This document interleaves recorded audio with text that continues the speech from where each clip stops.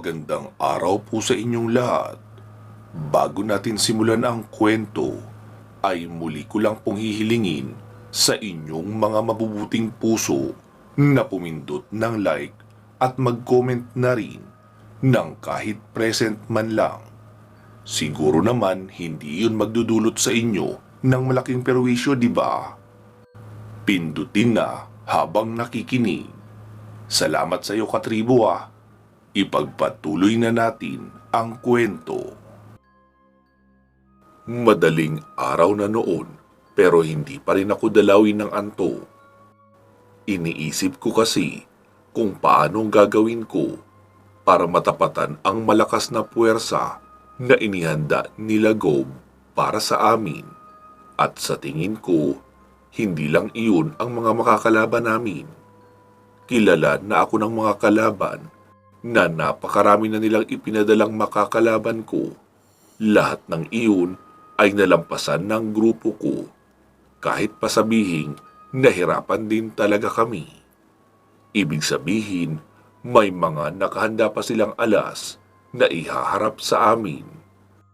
At sa ganoon karaming kalaban na nakita ko sa computer ni Micaela. Kahit pa siguro walang sobrang lakas sa mga kalaban na iyon, ay darating din sa puntong mauubos ang lakas ko bilang tao at papaano rin ang magiging sitwasyon ng mga kasamahan ko, lalo na sina Rosalia, Tingting, Luluino at Micaela. Mga pangkaraniwang tao lang sila na walang espiritual na gabay. Ibig sabihin, mas mabilis silang mauubusan ng baterya sa katawan.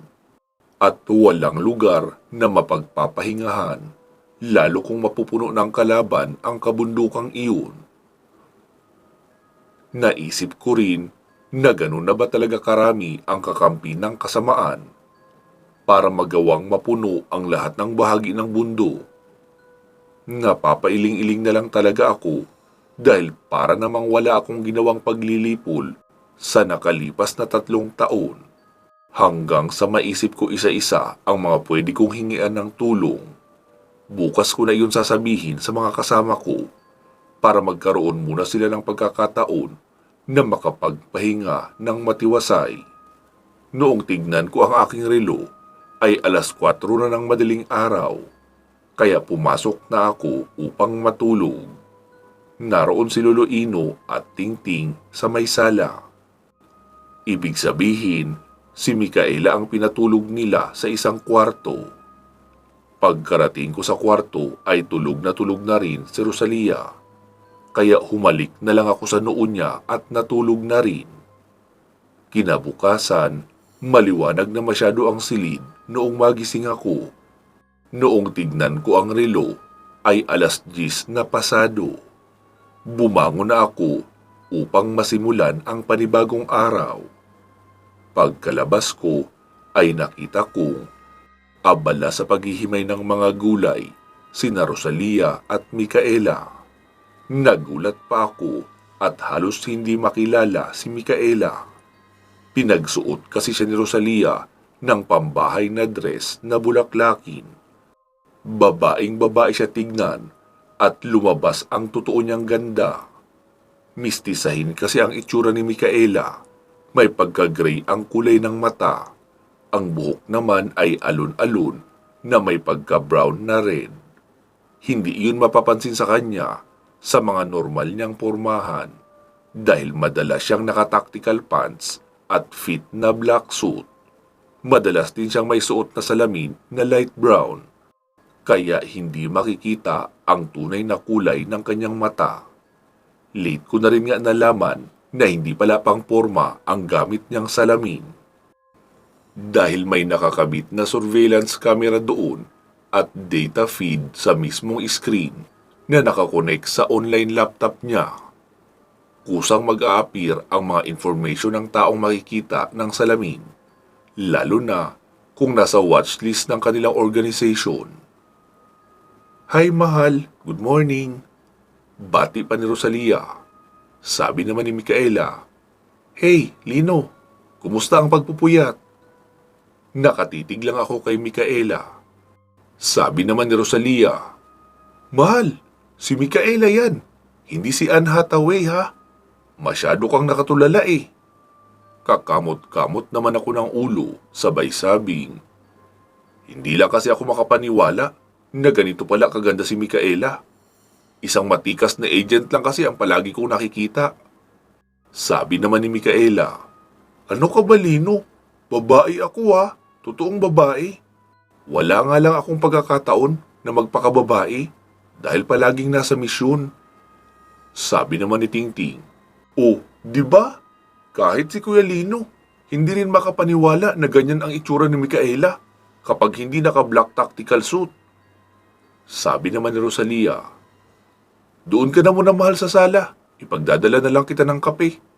Baka ma-inlove ka pa kay Micaela eh kung dito ka tatambay ng matagal." Tumatawang wika pa ni Rosalia.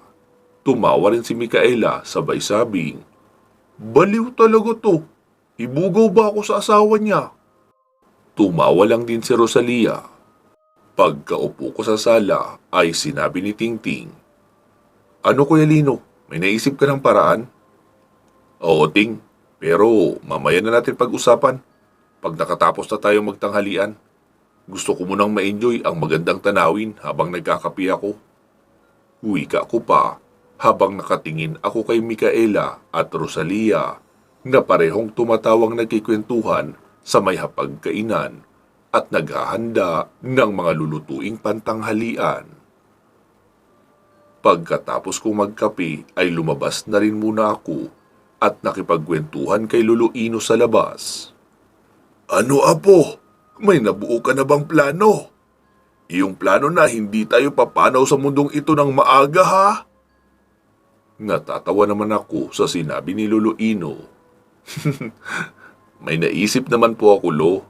Pero hindi ako sigurado kung hindi tayo papanaw sa mundong ito ng maaga.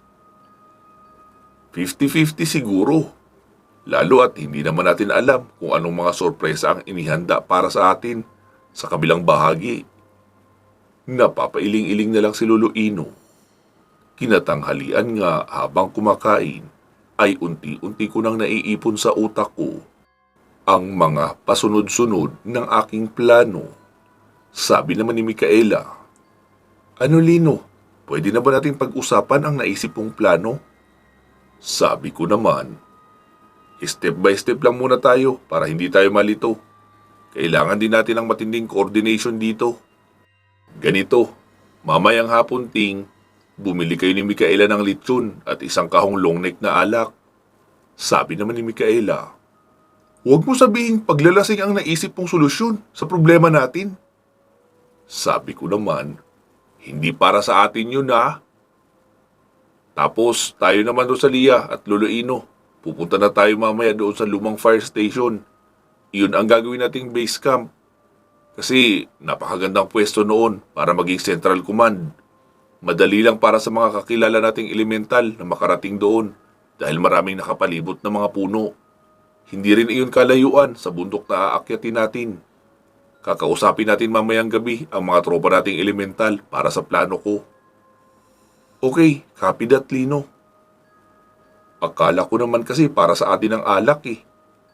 Ngumiti lang ako sa sinabi ni Micaela. Bandang hapon ay umalis na sina Tingting at Micaela.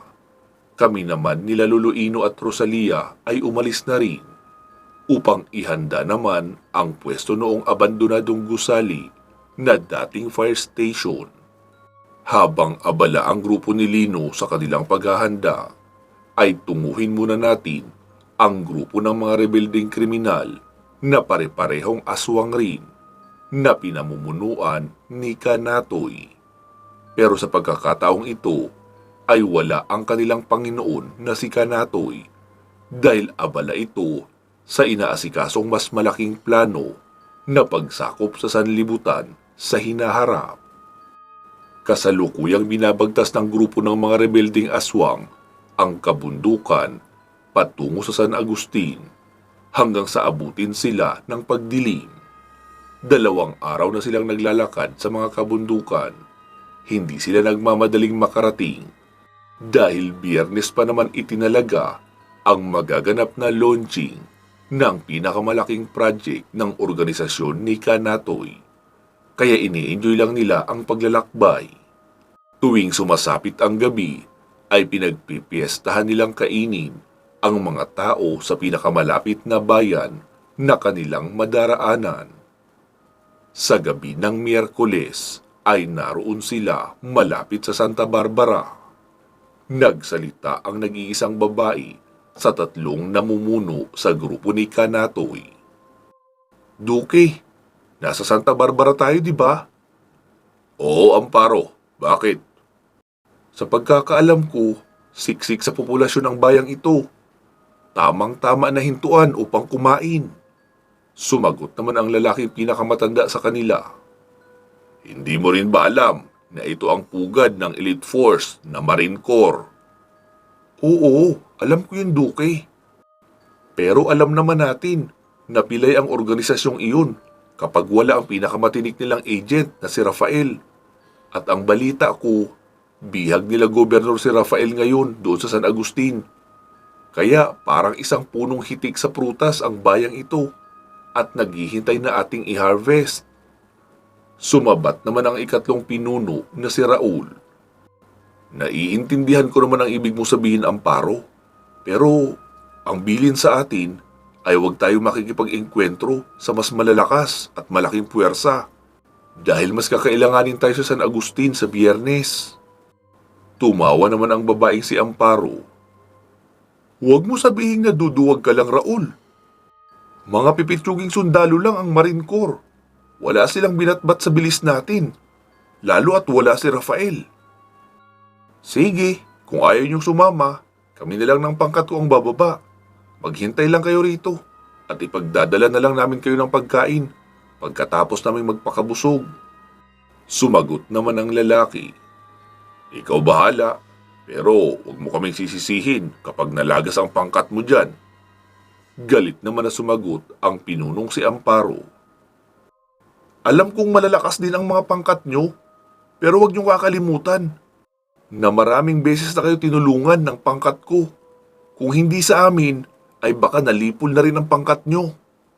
Sumagot naman si Raul. Hindi ko minamaliit ang pangkat mo, Amparo. Ayoko lang mabawasan kayo habang hindi pa tayo nakakarating sa totoong destinasyon ng ating misyon. Pero kung mapilit ka talaga, edi sige na, huwag ka nang mang-away. Nakakatulilig ang boses mo eh.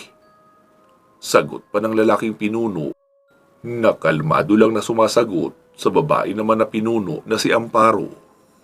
Mga bata, tara na! Uwi ka pa ni Amparo at isa-isa nang nagsitalon ang mga tauhan niyang mga mandurugo at lumipad sa ere patungo sa sentro ng bayan ng Santa Barbara.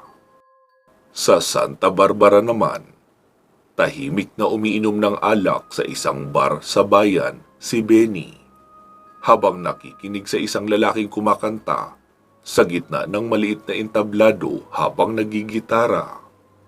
Isang mabagal na love song lang ang inaawit ng lalaki na sadyang nagpapakalma sa isipan ni Benny nang biglang may tumabing dalawang magandang dalaga sa kanya. Nagsosolo ka. Ano yan? Broken-hearted lang ang peg? Biro pa ni Kim. Hindi, nagchichill lang. Nakakabagot kasi kung sa bahay lang magiinom. At least dito, may kumakanta. Balita kay Rafael at Micaela. Hindi nyo yata kasama. Si Venus naman ang sumagot. Hindi pa sila nagbibigay ng latest update. Huling coordination nila sa opisina ay noong nakaraang linggo pa. Nasa San Agustin pa rin sila. Minamanmanan ang mayor doon, pati na ang kasabwat na gobernador. May mabigat na proyektong niluluto daw ang dalawang namumuno roon. At kapag nagtagumpay, ay siguradong buong bansa ang apektado. Sumagot naman si Benny. Grabe naman yan. Kailan lang kumalma ang kaguluhan dito sa Santa Barbara eh. Meron na naman bang paparating? Oo, kaya nga hindi nilulubayan ni Rafael ang surveillance. Nakikipagtulungan na rin siya sa grupo ng babaylang si Lino. Dahil mukhang sa mga taga-ilalim kumukuha ng enerhiya ang mayor doon para sa kanyang proyekto. Sila rin ang pasimuno ng sunod-sunod na pagkawala ng mga kababaihan. Halos lahat ng high school at kolehiyo sa mga bayan ay may nawawalang estudyante. Malawak ang galamay ng organisasyong iyon dahil malawak din talaga ang kanilang sakop. Benny, kakailanganin namin ang tulong mo kapag nagbigay na ng timbre si Rafael. Bago pa sumagot si Benny, ay sumabat naman si Venus. Matagal na siyang umalis sa serbisyo, di ba? Sinagot naman siya ni Kim. Oo, matagal nang wala sa organisasyon si Benny. Pero kapag kaligtasan na ng buong bansa ang nakataya, nabubuhay ang kanyang pagiging orihinal na miyembro ng Asesino de Demonios. Nice! Ngayon ko nala uli narinig ang salitang yan ah. Balita ko, sobrang babangis ng mga operasyon nyo noon. Wika pa ni Venus. Sumagot naman si Benny. Oo, pero matagal na yun. Tinalikuran ko na ang karahasan. Tutal, nariyan naman kayo at ang bagong henerasyon ng Marine Corps. Nagsalita naman si Kim. Oo, tama ka. Meron na ngang bagong henerasyon ng Marine Corps. Kaso ang mga nagpapatakbo naman ay diskarting pang libro lang ang alam. Walang sinabi sa katulad yun ni Rafael na sa digmaan at mundong puno ng karahasan hinasa. Hindi iyong lumalaban lang sa test paper. Natawa naman si Benny sa tinura ng magandang si Kim. Ang hindi nila alam ay may 5 agent ng Marine Corps ang naroon hindi kalayuan sa kanila at narinig ang karamihan ng kanilang pinag-uusapan dahil saglit na bumaba upang magpahinga iyong kumakanta kaya tahimik pa ang buong bar. Tumayo ang isa sa 5 agent na iyon at sinabing, "Mawalang galang lang sa inyo no? Hindi ko sinasadyang marinig ang pangmamaliit nyo sa mga bagong miyembro ng Marine Corps. Gusto nyo bang subukan ang kakayahan namin? Kung laban ng test paper lang ba talaga ang alam namin?" Mayabang na wika pa noon. Tumayo na rin ang 4 pang mga kasama. Lumagok muna ng alak si Benny bago nagsalita. Hindi lang pala talento sa laban ang hindi natutunan ng mga ito, pati ang pagrespeto sa mga nakakataas sa kanila. Hindi na rin nila inaral. Sabi naman ni Kim, "Pagpasensyahan mo na Benny, hindi nila kami kilala dahil hindi naman kami nagpapakita sa mga new batch para maiwasan na rin ang aberya sa surveillance namin." Ah, kaya pala walang nagtuturo sa kanila dahil palagi kayong wala sa training center. Kawawang Marine Corps, naging pugad na lang ng mga utak basahan at pangsikyo ang talento. Uminit naman ang ulo noong lalaking agent at nagtaas na ng boses. "Sinong utak basahan ang sinasabi mo ha?" Wika pa noon, sabay mabilis na bumunot ng baril at itinutok kay Benny. Pero sa isang iglap lang ay nakalas na ni Benny ang buong baril at ang mismong hawakan na lang ang hawak ng lalaki. Bubunot na rin sana ng baril ang mga kasama noon. Pero nauna nang naitutok nila Kim at Venus ang tigdalawang baril nila doon sa 4. "Isang maling galaw, basag ang bungo niyong 4. Wika pa ni Kim. Namutla ang 4 na agent at pinagpapawisan ng malagkit dahil hindi nila inakala na ganoon kabilis makakabunot ng baril ang 2 naggagandahang babae sa harapan nila. "Sino ang commanding officer nyo?" Tanong pa ni Kim. Si Colonel Tobias po, ma'am." Nabubulol na wika pa ng isa. Bukas na bukas, mag-report kayo sa HQ. Haharapin nyo ang disciplinary action ko. Aalisin nyo ba yung mga kamay nyo sa holster? O kailangan pa namin kayong disarmahan?" "Ay, sorry po ma'am, sorry po talaga. Tara na Brad, alis na tayo." Wika pa nila doon sa isang lalaki na may hawak ng baril pero nakalas na. Sabi naman ni Kim, "Damputin mo muna yung parte ng baril mo. Hahanapin sa iyo yan sa opisina." Natataranta naman na dinampot ng lalaki ang magazine at iba pang parte ng baril niya na kinalas ni Benny at inilaglag lang sa sahig. "Umuwi na kayo. Iinom-inom, sa utak naman inilalagay ang alak." Bulyaw pa ni Kim sa 5. Iiling-iling na lang si Benny habang nangingiti sa nangyari. Sabi naman ni Venus, "Ang bilis ng ginawa mo, Benny ah. Hindi ko nga nasundan. Nakita ko na lang. Hawakan na lang ang natira sa baril." Sumagot naman si Kim, "Ano ka ba, Venus? Si Benny pa ba? Kahit siguro tulog yan, ay kayang mag-disassemble ng baril." Habang nagbibiruan pa sila sa loob ng bar, ay biglang nagkagulo ang mga tao sa labas. Nakarinig sila ng putukan at nasundan iyon ng pagkabasag ng salamin at tumilapon papasok ang katawan ng dalawa sa mga agent ng Marine Corps na pinapauwi na sana nila. Iyong tatlo naman ay nakita nilang yakap-yakap ng tatlo ding babae na nakafatig ng pantalon pero naka-black t-shirt at nilalapa ang leeg habang kikisay-kisay ang tatlong lalaking agent. "Mga aswang!" wika pa ni Venus at agad pinagbabaril ang mga babaeng dumating. Pero nakangiti lang na ipinapaling-paling ng mga iyon ang kanilang ulo, kaya wala ring tinatamaan kahit isa ang pagbaril ni Venus. "Lintik, anong klaseng mga aswang ito?" Asar na wika pa ni Venus. Nagkatinginan sina Benny at Kim. Sabi ni Benny, "Kim, huwag kang magpapakorner. Mga nakasirom ang mga ito." Tumango si Kim at inalis na ang itim na tela na nakabalot sa isang mahabang bagay.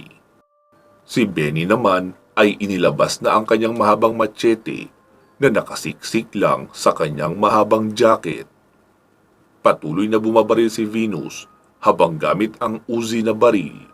Pero noong maubusan na ito ng bala, ay inilabas na rin ang baon niyang machete na itak at nakipagbanatan na sa mga aswang na nasa loob ng bar.